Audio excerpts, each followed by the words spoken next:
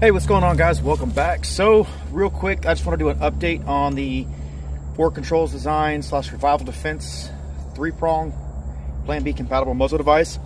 So been running and really loving this muzzle device, and one of the initial impressions that I gave was that this one didn't have the tuning fork pitch that you get out of like your Surefire devices and such, and still it's the same that can be said about it. You can hear bare muzzle device, and even with my turbo case suppressor with the Q mount, it does not ring. But I've got my Infinity here, and I have a Revival Defense. I don't remember off the top of my head if this one was a Revival Defense collab, but I know it was Four Controls Designs. It's their Plan B style adapter, and something that I have noticed: when you attach this muzzle device or the suppressor with this mount, and I don't know if it's all suppressors, this is a sample size of one, it's just the Otter Infinity, and I figured it might have been, maybe there's something making a noise inside the can itself, but I tried it on a couple of my other mounts that weren't 3 prongs, and I didn't have the pinging sound. But if you notice now,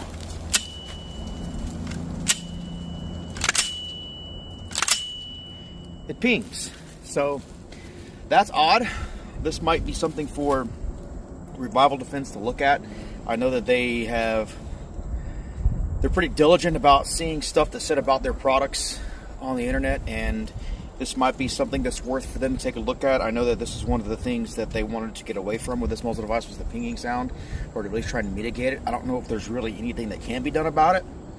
So if that is something that does irritate you, just know that with some muzzle devices, you will notice the pinging you'll notice that with some suppressors and mounts, you will notice the pinging sound coming from your muzzle device. I don't know if it's just because of the tension that's put around the outer edge of the muzzle device is changing the harmonics of it, and it is making it ping.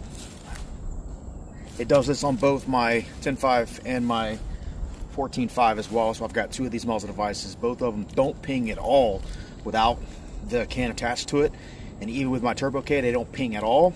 But with the Infinity and the Four Controls Designs mount, both of them ping. So, full transparency, I'm not married to any products, guys. I do still love these muzzle devices. They work really well, but it's just kind of a bummer, because that's one of the things I was looking for in a mount, was it not to be pinging.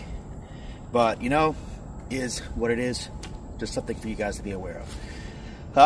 We don't want to end the video on a bad note. I do know that you guys, there's not a lot out there on the Infinities yet. So I've got some old ammo that I'm going to be running through this thing, just to give you guys let you guys hear exactly what the Infinity sounds like. So it's going to be running, I'll just run a magazine off the barricade right here, get the can nice and hot, and then maybe I'll go down and I'll run a couple of drills as well. Alright, so I did this with the vented end cap before, so now I'm going to do it with the solid. Basically, just going to burn them down, driving the gun into a barricade. This thing shoots nice and flat, especially if you load the gun right. You notice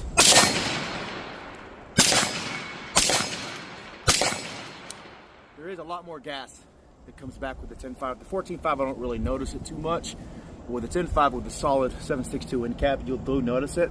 I haven't even shot this with a 5.56 end cap yet, so it's probably going to be like a traditional 5.56 suppressor when you throw that end cap on there. But that's one of the really cool things about the Infinity. It's versatile, and you can kind of set it up how you want it to.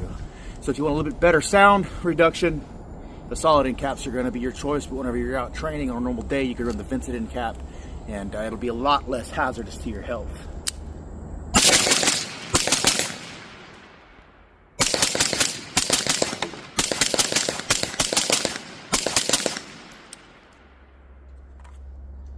But it does sound really, really phenomenal.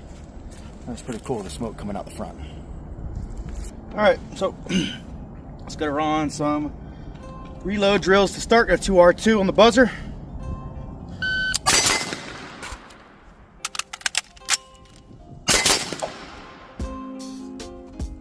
Go to a 1R2 from there, 449,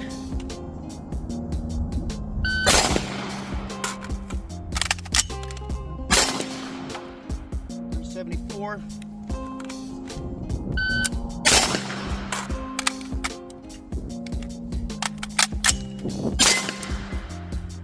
A little bit of a hiccup, 571. Round wanted to stick out.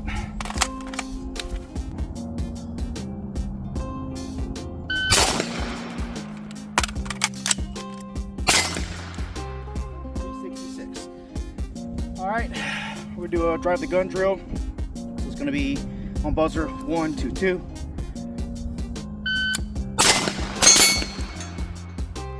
Five. 60.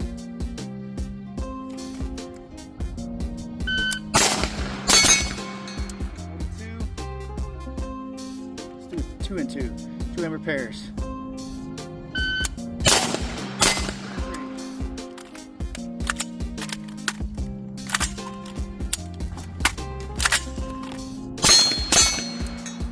Primers in a row. So this is a batch of M193 that I have been having issues with. It's an old batch of Federal M193. Well, I say Federal M193, it says 223 on the case, but there's another one. Yeah, you can see that. Same rounds. I've been having issues with these. It's not gun related because I'll take these and put them in several different guns. Same thing. There'll be failures to fire. So it's Federal ammo. It's 223, so this is probably American Eagle stuff. Possibly. I don't know, they're in the same subsidiary. Good primer strikes, but I'm having a bunch of those fail lately. Let's go one more.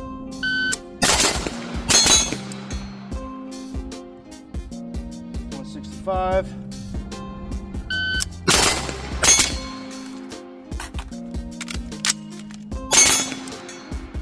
With the reload. So, I'm not entirely sure what's going on with those Federals. It's the first time I've ever had this much trouble out of Federal premium ammo. Guess that's what I get for going away from my normal Monarch, cheap Monarch stuff. All right.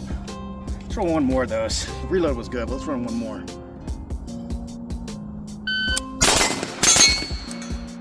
That's pretty quick.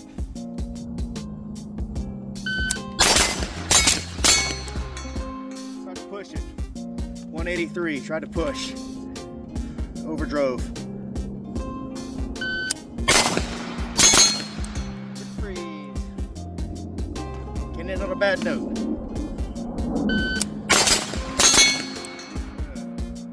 150, a little slower, but transition felt good. Magazine in here somewhere. Yep. Also Federal. Let's see how this goes. Let's do a 5-round Cadence.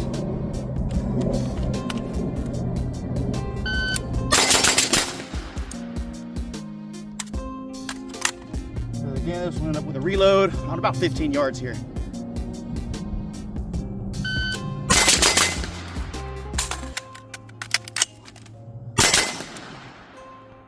4 with a reload. High ready.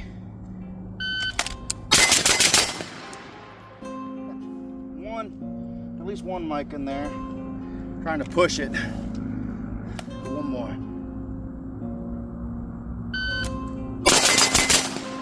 Worth noting, these are C-Zone steels, or reduced size C-Zone steels, so they're actually smaller than a normal C-Zone.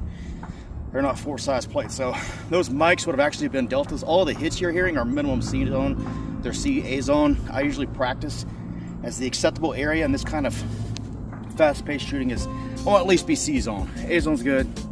At least be C-Zone. C-Zone at a minimum. With the steel, it's cool for the videos because you guys can actually hear the impacts instead of just seeing me shoot at nothing.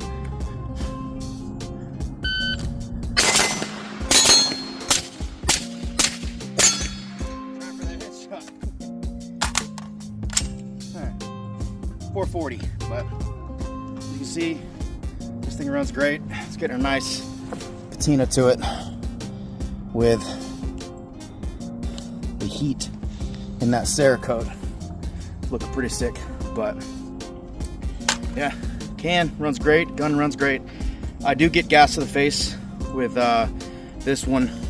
You can even see down in here where there's shit pouring out of the back of the charging handle. So there's definitely more back pressure. There's a little back pressure can, but there's definitely more back pressure when you have that solid end cap on there. Definitely something I've noticed, but not the end of the world, but just something to note. All right, this is the last that I've got left of this old batch of the stuff that's messing up on me.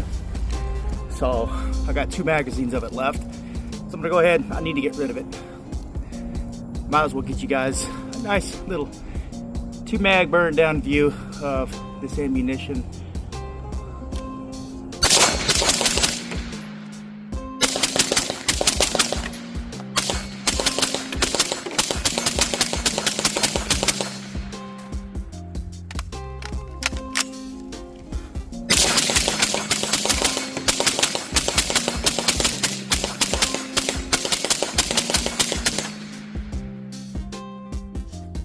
Nice and toasty.